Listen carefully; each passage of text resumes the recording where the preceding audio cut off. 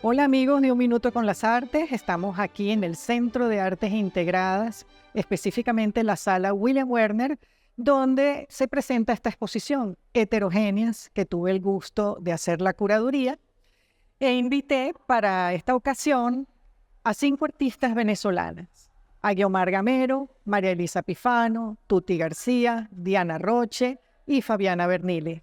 Con ellas vamos a conversar seguidamente y vamos a ver sus obras, que espero que disfruten. Bueno, aquí estoy con Guiomar, justamente en el espacio donde ella tiene la mayor parte de sus obras.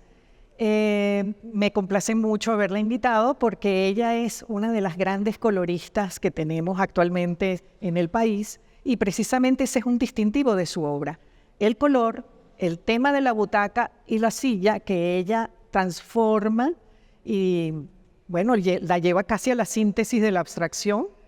Y por otro lado, ella crea objetos, vamos a decir objetos imposibles, los ready-made, como ella los titula, como van a poder ver en la instalación que tenemos en la sala.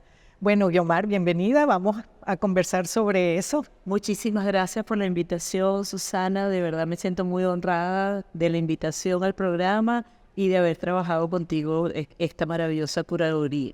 Gracias. Bueno, el color para mí es muy importante y la silla está mezclada con el color. La silla representa la tranquilidad del que se sienta, pero también representa un factor de poder.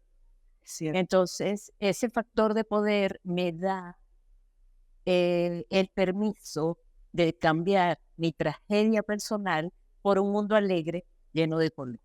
Yo escojo esa gama cromática porque traduce mi alegría en la vida hoy en día. ¿Ok? Y luego el mueble siempre ha sido mi línea de investigación.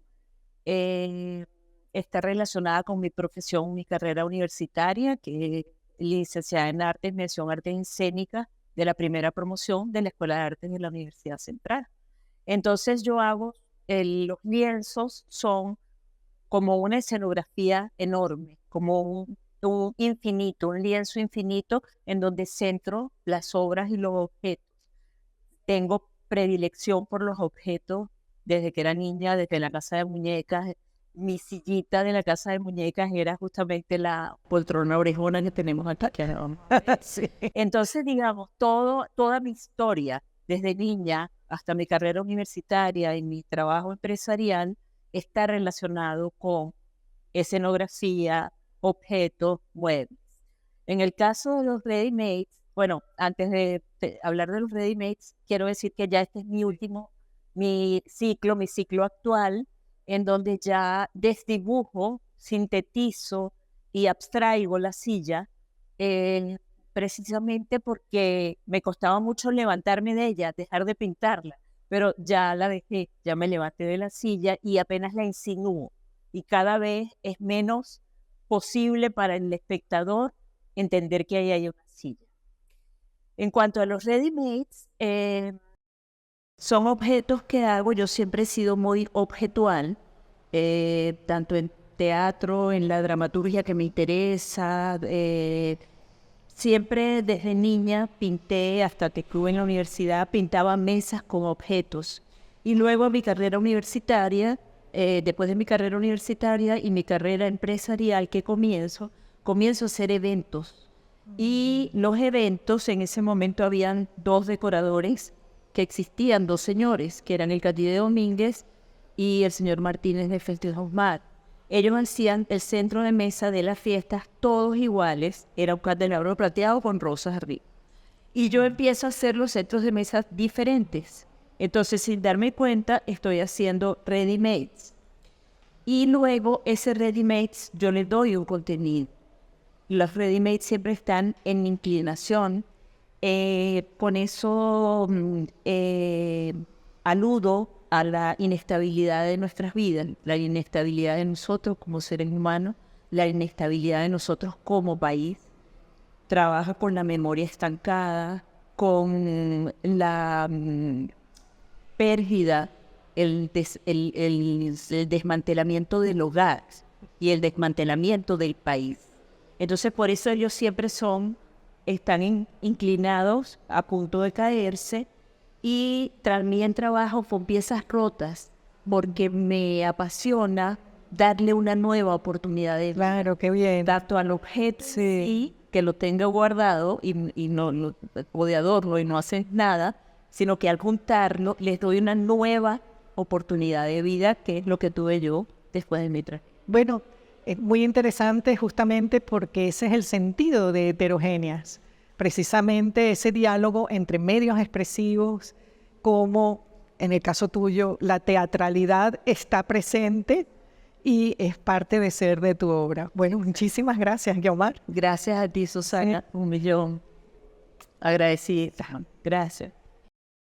Bueno, aquí estoy con Tuti García. Me encanta esta secuencia porque del color vamos a pasar ahora al no color, o precisamente la concentración de los negros, que sería una manera de enfocar esta exposición con toda esa heterogeneidad que yo buscaba, porque justamente tú trabajas los negros, pero también trabajas obra figurativa, obra abstracta, obras que pudieran entenderse como escrituras o como paisajes muy sublimes, y sobre todo algo que me gusta mucho, que es encontrarle riqueza al negro.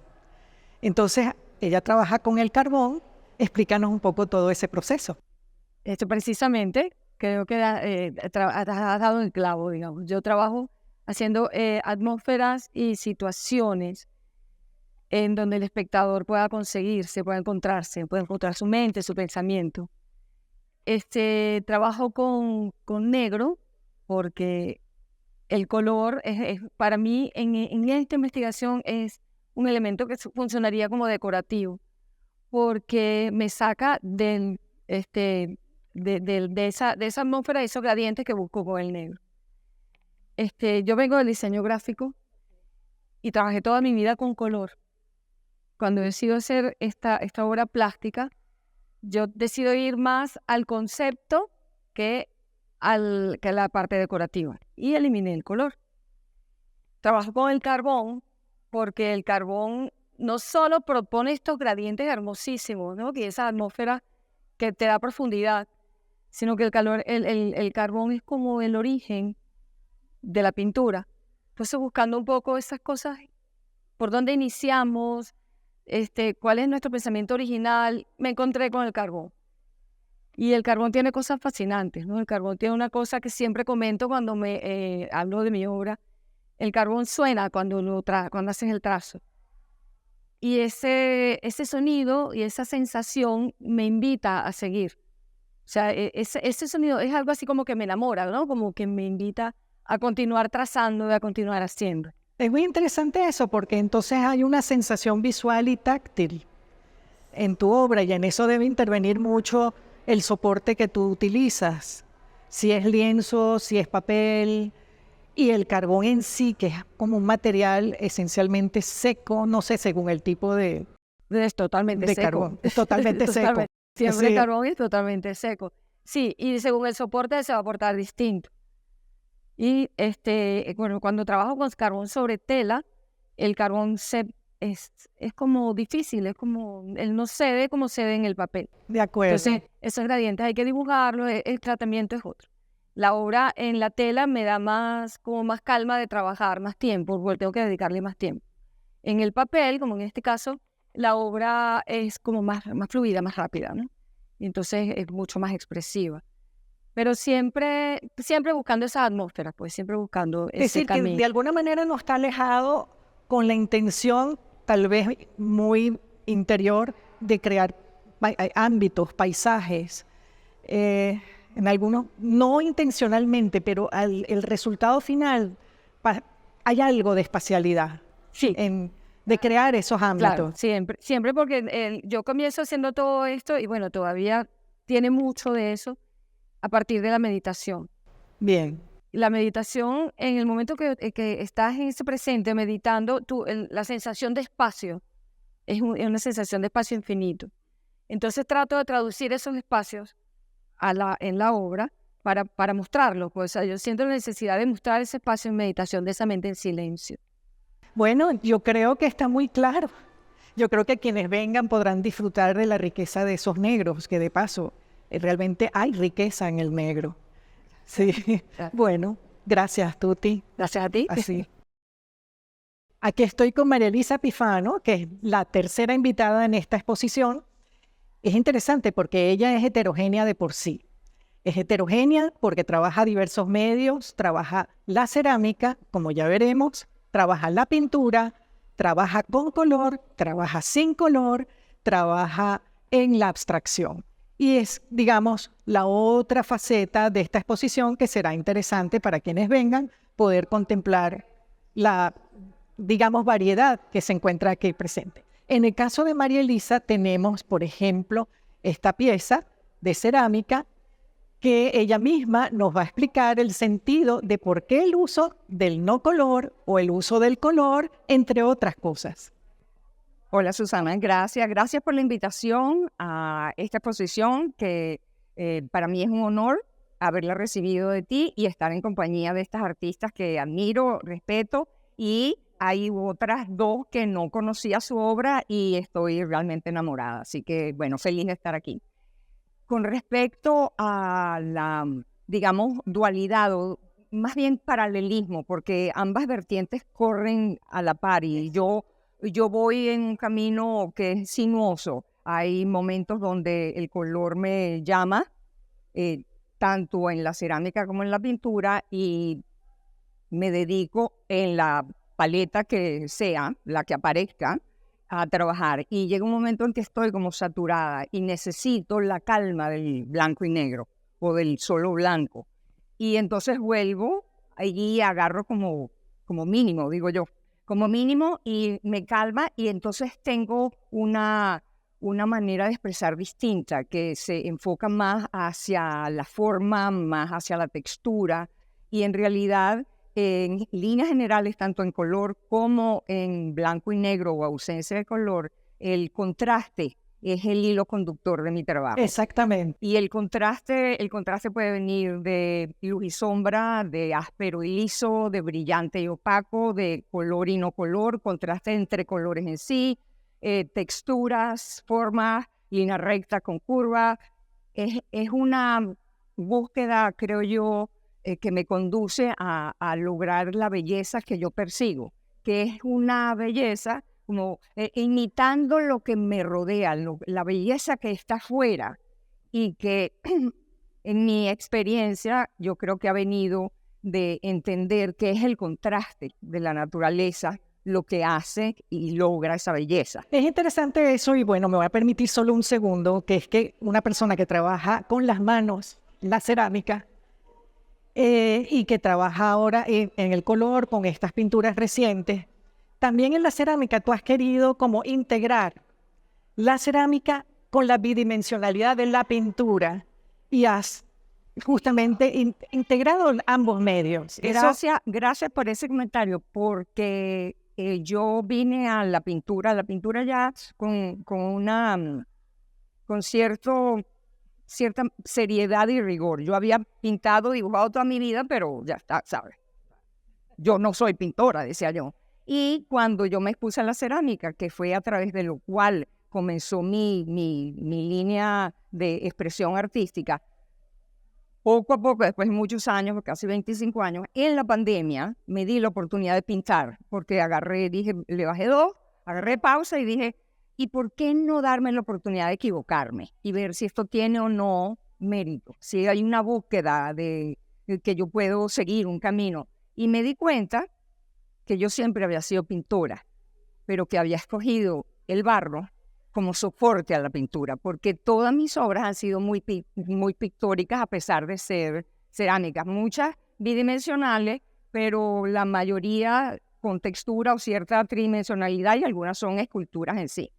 Pero es ese, para mí, el maridaje perfecto de la cerámica es la escultura y la pintura. Exacto. Bueno, O sea, con eso yo creo que está muy, muy claro por dónde vas y seguro. Bueno, aquí estoy con Diana Roche, mi cuarta invitada en esta exposición. Es un placer estar contigo y aprovechar tu presencia porque tu obra tiene algo muy interesante desde el punto de vista de la heterogeneidad, que es precisamente la integración de medios. Tú me mostraste cuando fui a tu casa tus trabajos anteriores en ilustración y en esta ocasión, ella es escultora, tenemos que está haciendo dibujos en hierro. Sí, correcto. Y de alguna manera hay un seguimiento de aquellas ilustraciones como forma de ver. Pero además está el tema de la mitología, que siempre es un tema difícil de tratar, pero que tú lo has logrado con tu interpretación, con la mixtura, digamos, cultural que has querido integrar en estos trabajos. Bueno, háblanos un poco de tu obra y Sí, el bueno, sentido que ellas tienen. estos trabajos son los más dibujísticos, por así decirlo, porque he trabajado en escultura completamente tridimensional y luego bajo relieve y luego estos que son los más planos porque de verdad se parecen muchísimo al dibujo. Yo planifico primero un dibujo y luego lo llevo al acto, a la escultura, ya que la escultura es algo que hay que planificar de una manera grandísima, ya que la escultura es algo que puede ser costoso. Entonces es como los artistas de la antigüedad, que los pigmentos costaban un dineral y el Tintoretto o Tiziano a veces pasaban 8